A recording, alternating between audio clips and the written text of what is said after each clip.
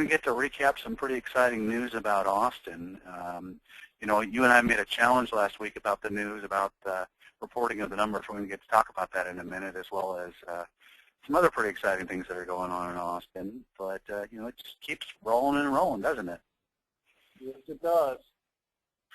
And you know what? What's interesting is this is our last podcast of what would be called the traditional summer. Next weekend is a holiday weekend. It's Labor Day.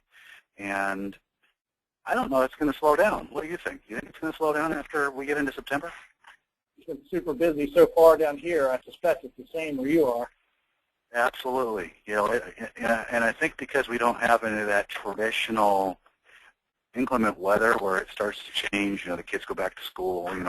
I would do business for 5 years in St. Louis, and tell you what, once you get into the traditional fall after October, it's not only do the real estate agents take off, but the clients start to really thin out, especially after Thanksgiving. And I would say down here, we're probably not going to see a slowdown until the holidays.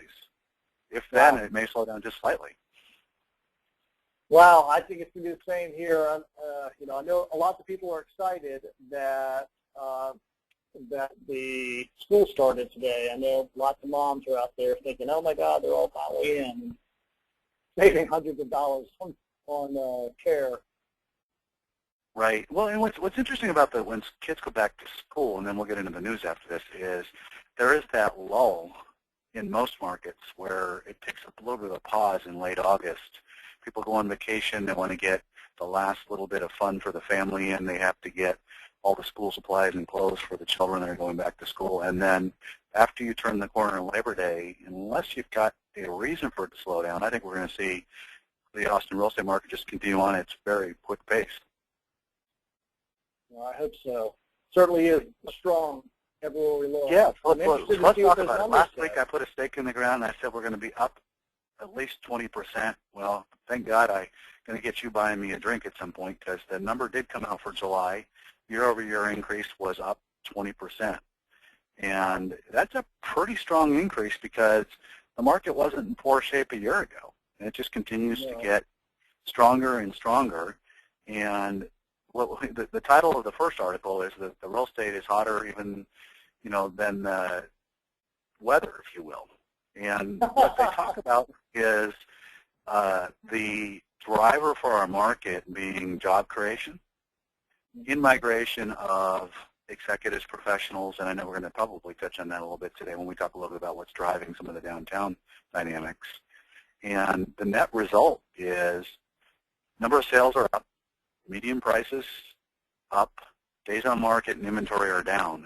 When we get into the podcast in September, I'll be doing the total market overview, and we'll be able to take a look at where we are a month later from the last time I presented those numbers. But I expect the number of months of inventory to be down even from where it was before, because a lot of people pull their houses off the market if they didn't sell when they put the kids back in school. So we start to see that squeeze on inventory on what was already down. But the numbers that came out were pretty astonishing. If you look at the sales numbers in July, it's the 14th straight month, Perry, where we saw an increase. So it's year over year, 14 straight months of rising prices, 6 straight months where the median price increased, and the tight rental market's now starting to spill over into the rental market, isn't it? Right. Absolutely. They noted this in one of these articles, and what was interesting is the notation in the article was the fact that there really is not a lot of rentals in terms of options if you're a professional and you need to rent for a period of time. Let's say you're building and you need to be here for a while, or you have sold your house and you're out of the market and you need to rent. There are definitely not a lot of choices, are there? No, they're not. In fact, the big companies downtown are starting to say the best price is a first 6-month lease versus traditionally, I believe, the 12-month lease was always the best price. So if you want a least expensive rental, it's going to be for a 6-month term, not a 12-month term now. And the landlords, especially downtown, that are looking at doing that, they're doing that because they expect the market to continue to run when it comes to a increase in rents, aren't they? So 6 months from now, they expect they'll get more, and then 6 months from that, they expect to get even more than that. So if they did a 12-month lease, just for people listening, the reason the landlord would want to do that would be that would allow them to raise the rent faster, wouldn't it? Absolutely. That's exactly what's happening. Interesting. You know, it's definitely an interesting dynamic. Now we're going to get into downtown real estate. I thought this was interesting, that Stacy property downtown got put on the market, and that's a big piece of property, including that Bank of America tower, isn't it? Absolutely. I mean, that was a 20-story building right there. Yeah, it's like 26 stories. It's a Bank of America tower. So if somebody actually lives in Austin, it's that corner between 5th and 6th in Congress. So it's just down the way from the Austonian, what have you there. It's right next to, if you will, Frost Tower. So it's a pretty big piece of property. And what's interesting is there has not been a large whole block sale like this in quite some time. I mean, I think if you go back, the article talks about it being decades since something this large has been put on the market in Austin. Yeah, especially with the with something that large, period, location is prime. I mean, you're going to have Capitol views, waterfront views, you're in the center of town. Something that big just doesn't exist. I mean, they're going to be tearing down buildings of huge sizes, and imagine what can be put there.